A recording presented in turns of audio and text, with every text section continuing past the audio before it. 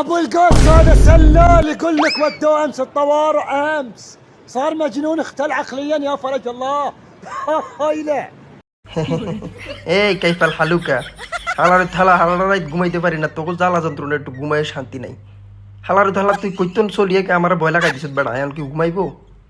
হ্যাঁ ভোকা চোদা কোথা থেকে আসে এগুলা? এখনো সময় আছে এখান থেকে পালা, কানার নিচে এক চটকন আমার মনে হয় 40 বছর অজ্ঞান হয়ে থাকবি সালা।